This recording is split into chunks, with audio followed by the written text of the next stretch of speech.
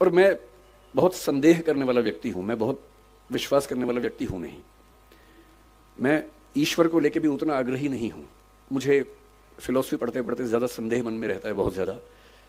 ईश्वर भी हैं या नहीं हैं तो कैसे हैं, वो सब सवाल मेरे मन में बहुत ज़्यादा चलते हैं। पर मैं नास्तिक नहीं हूँ, मैं अज्ञेयवादी हूँ। अज्ञेयवाद का मतलब होता है कि मुझे पता नहीं ईश्वर हैं या नहीं हैं तो कैसे हैं, पर मैं संभावना मानता हूँ कि वो हैं, और अगर दुनिया चल रही है तो हो सकता है कि उन्हीं की बदौलत चल रही होगी। इस संभावना को मानता हूँ।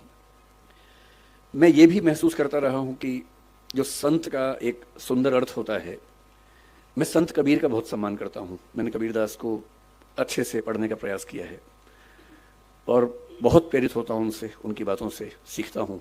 संत रैदास को मैंने अच्छे से पढ़ने का प्रयास किया, कई बार किया। तो मैं अक्सर सोचता हूँ कि संत का मतलब क्या होता है। तो एक बार एक किताब में मुझे बड़ी सुंदर बात मिली।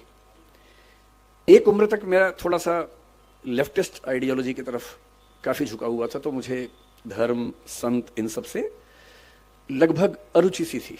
नफरत तो नहीं कहूँगा, पर अरुचि जैसा भाव रहता था। मेरे पेरेंट्स भी परेशान थे क्योंकि मैं कुछ अतिवाद के रास्ते पर उस समय चलता था। मुझे लगता था कि संत वो लोग हैं जो दुनिया के संघर्षों को छोड़ के भाग गए हैं। अरे भाई, मैं बुद्ध को पढ़ता था, महावीर, वर्धमान महावीर को पढ़ता था। मुझे लगता था कि क्यों ऐसा करते हो भाई, सब लोग स्ट्रगल कर रहे हैं, रोजी रोटी का संकट सबके सामने है, सबके बच्चे हैं, उनकी शादी होगी नहीं होगी, करियर होगा नहीं होगा, इतना इतना स्ट्रगल है। उस स्ट्रगल से हम तटस्थ हो जाएं, ये मुक्ति कैसे हो सकती है। फिर एक बार मेरे हाथ में किताब लग गई, क्योंकि मुझे किताब पढ़ने का शौक है और मेरे सबसे अच्छे दोस्त अगर कोई हैं तो किताबें ही हैं। और एक किताब इसी विषय पर मैंने पढ़ी कि संत होने का मतलब क्या होता है। तो उसमें बड़ी सुंदर एक व्याख्या थी कि संत वो नहीं है जो दुनिया की मुख्य धारा से भाग गया है। संत वो है जो जानता है कि अगर वो मुख्य धारा में उतर गया तो शायद सबको हरा देगा, पर वो उतरने से पहले ही जानता है कि सबसे जीत के भी कुछ हासिल नहीं होगा। और इसी बात को कुछ और लोगों ने दूसरी भाषा में कहा, the most interesting thing about the rat race is that even if you win you are still a rat. चूहों की दौड़ की सबसे रोचक बात यह है कि अगर आप जीत भी जाएं तो भी चूहे ही रहते हैं। और जिसने समझ लिया कि चूहा होना ही नहीं है, तो चूहों की दौड़ में दौड़कर किसको जीत के दिखाना है।